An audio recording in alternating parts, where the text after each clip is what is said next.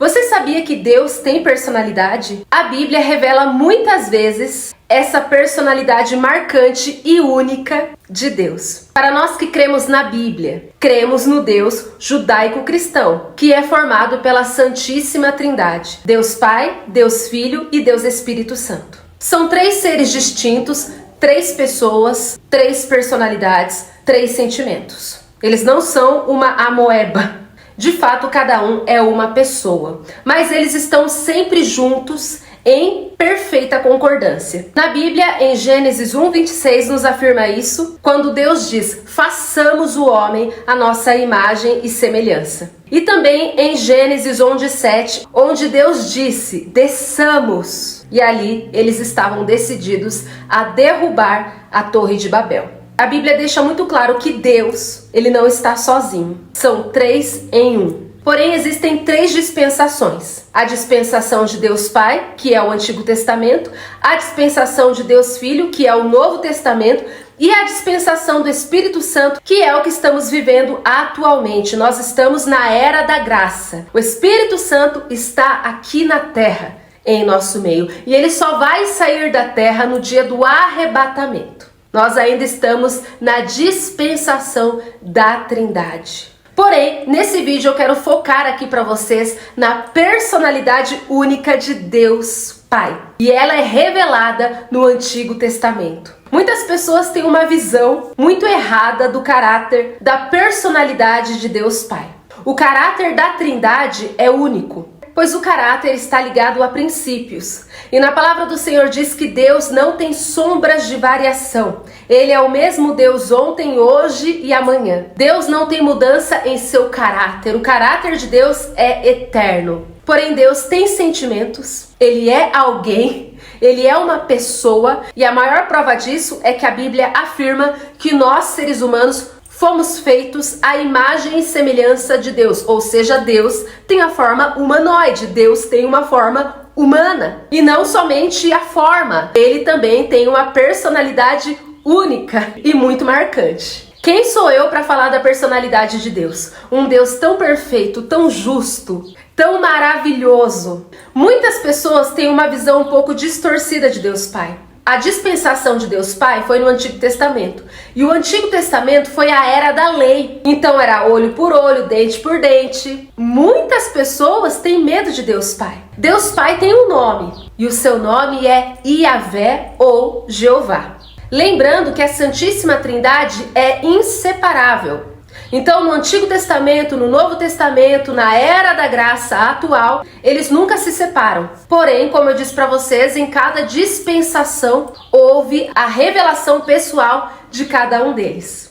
E através desse vídeo eu quero focar aqui na personalidade de Deus Pai, na dispensação do Antigo Testamento. E muitas pessoas têm uma visão de Deus Pai como um Deus muito bravo, um Deus que corrige, um Deus que castiga. Porque na Bíblia diz que o Pai corrige o filho que ama. Muitas pessoas podem ter uma visão distorcida de Deus Pai, achando que ele é até mesmo impaciente. Muitas pessoas falam: Jesus veio trazer o perdão, Jesus veio trazer a graça, Jesus veio trazer a mansidão. E Deus Pai não, Deus Pai era bravo, Deus Pai castigava, Deus Pai era olho por olho, dente por dente. Ah, então eu prefiro Jesus, que Jesus é mais calmo, né? Na verdade, Jesus, ele veio revelar o coração do Pai. Jesus, ele veio mostrar, manifestar quem era o Pai. Os discípulos perguntaram para Jesus em João 14, do 8 ao 10, afirma que os discípulos pediram para Jesus: mostre-nos o Pai, mostre-nos Deus Pai,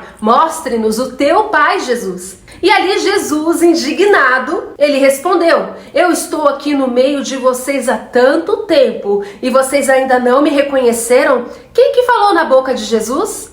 Deus Pai, porque eles estão sempre juntos, ligados. Obviamente, Jesus estava na terra em forma humana, o Espírito Santo habitava dentro dele e Deus Pai estava no céu assentado em seu trono, governando todas as coisas. Porém, na Bíblia afirma que Deus é onisciente, onipotente e onipresente. Do mesmo jeito que ele está no céu, ele também pode estar na terra. Então, naquele momento que Deus Pai falou na boca de Deus Filho: eu estou aqui no meio de vocês há tanto tempo e vocês ainda não me reconheceram, ali mostrou que a Trindade Trindade continuou sendo inseparável mesmo no Novo Testamento. Mas a Bíblia afirma que Jesus, apesar de ser Deus, não usou como usurpação ser como Deus. Tudo que Jesus fez na terra foi como ser humano, na dependência total do Espírito Santo e na obediência total a Deus Pai. E quando eu observo o relacionamento de comunhão e intimidade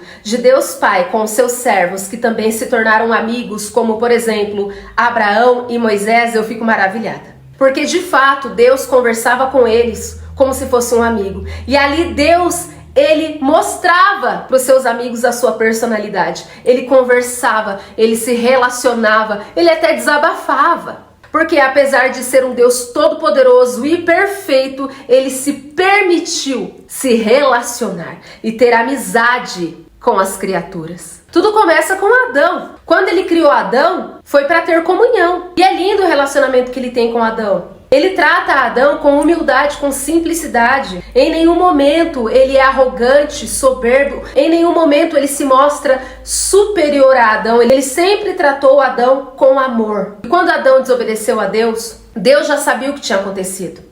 Mas ele queria ouvir da boca de Adão. Ele queria que Adão confessasse. E ali ele foi, desceu ao jardim e falou: Adão, Adão, onde você está? E Adão apareceu.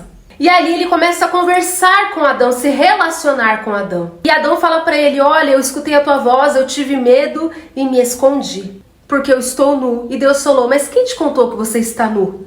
Por acaso você comeu do fruto que eu te proibi, Adão? E ali Adão ficou desesperado: não, porque foi a mulher que fez eu comer. Então Deus, apesar de ser todo poderoso, o criador do céu, da terra, do universo, da vida, o criador de toda a inteligência, de toda a ciência, ele se relaciona com a humanidade de forma simples. Quando eu era do mundo, antes de me converter, antes de ler a Bíblia, antes de conhecer ao Deus vivo, eu tinha uma visão muito deturpada de Deus. Eu acreditava que Deus estava sentado em um trono de cimento no céu. Eu pensava que esse Deus de fato era um Deus de cimento e ele estava com os olhos fechados. E eu pensava que ele só iria abrir os olhos no dia do juízo final. Então o Deus que foi apresentado a mim na minha infância, na minha adolescência, foi um Deus totalmente deturpado, totalmente distorcido para o que de fato ele realmente é. Eu não imaginava que Deus tinha sentimentos, personalidade, caráter. Eu pensava que Deus era indiferente à humanidade.